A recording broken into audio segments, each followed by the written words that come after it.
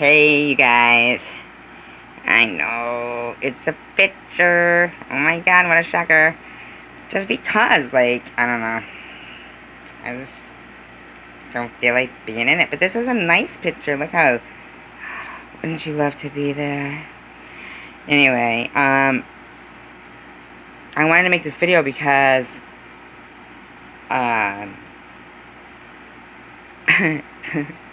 I made one last night about, you know, the, precedents.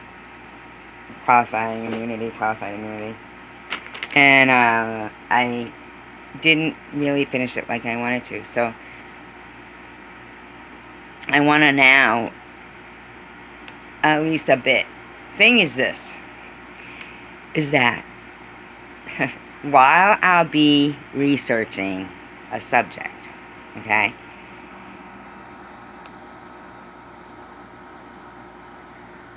I literally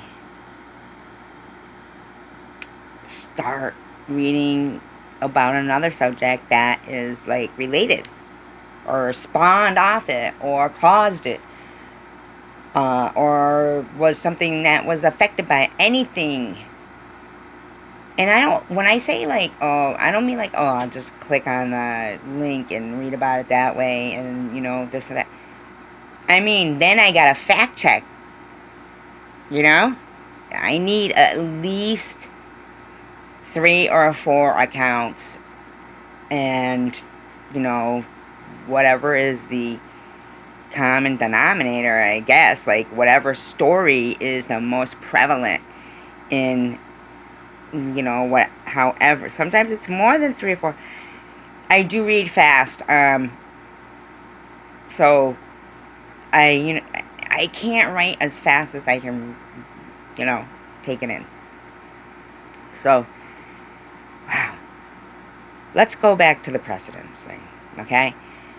I wanted to tell you, you know, the qualifying immunity is when somebody in a government position has qualified immunity. So if they do something and they're sincere enough to the court that they felt that their life was in immediate danger, they can use force, or deadly force, for that matter. So they try, at the very least, to ever charge anybody with something like that. Then if it rolls over onto, well, somebody says they violated my constitutional rights, then you're never going to win. You know, you might as well just forget that. Because, you know, and in fact, that's why the taxpayers have to pick up the slack on the wrongful death suits. Sorry to tell you this. That's where it comes from. Okay? It's for the taxpayers. I'm not saying they don't deserve the wrongful death suits, but the qualifying immunity makes them immune from being held civilly responsible in any monetary way as well. So that's why it's always the city of, you know, that has to pay them. So, you know where that money is coming from. So when $6 million gets given in a wrongful death suit, it's coming probably out of the education and other things. You know? Just saying. It's the only place it could be coming from, correct? If they're suing, and it's not coming from the officers because they're getting qualified immunity. If you don't believe me, please read it. As long as that is in effect, and that is not repealed, it could solve issues of things in a swoop. Not everything, but wow.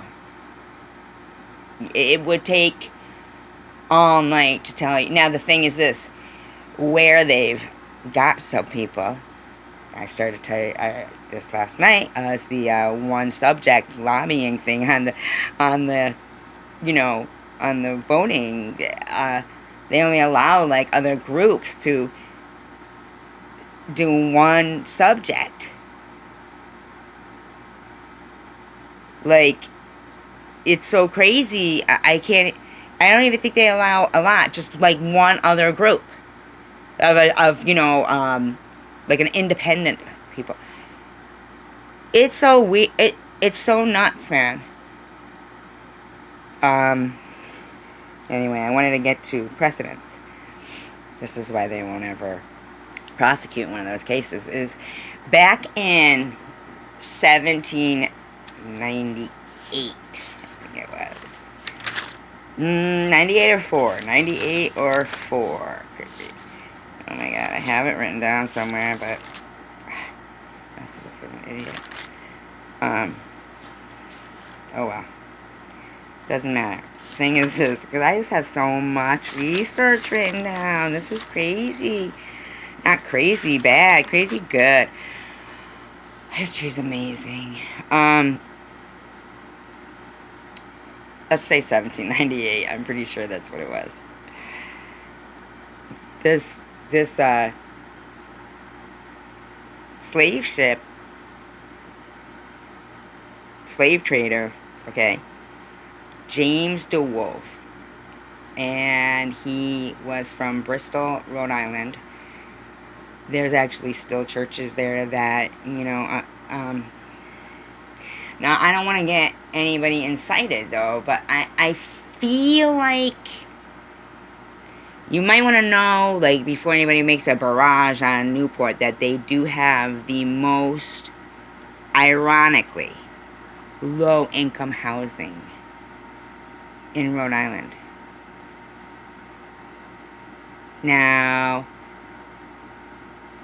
I'm not sure if that's good or that's bad, because if you're paying top dollar rent, and then, whatever is happening, it can, let's all be realistic. It can affect whatever color. It's not a color thing. Because what I'm saying is, when they first even took Newport, okay? Newport, Rhode Island. The Puritans, okay, is this lady from Boston, gets all these people all riled up, Puritans, on this, like, if something's, like, middle of the road, like, politics and church were always combined, it seems. Like, even when they tried to say don't even combine them, it seems like they were, anyway.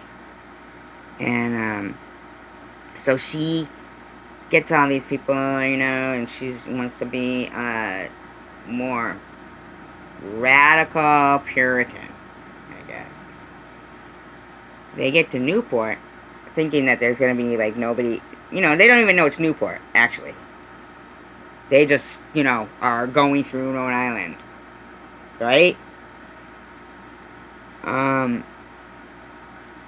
That's pretty far, too, like, through Rhode Island. And that's the weird part. I'm not going to say funny. The weird part about it is, well, there was Bradford and, okay, right? So he'd be Providence. Now, that goes to, now see, he was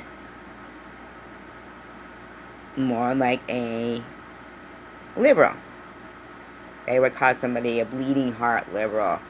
But mind you, they use it as an insult, but it's really not. It means that you care about people, and I don't know, you know what I'm saying. I don't want this to shut off in the middle of everything I've said and then not record it, so I'm going to stop it here. I'll be right back, though, because I got stories. History is amazing. United we stand, divided we fall. I'll be back. Bye.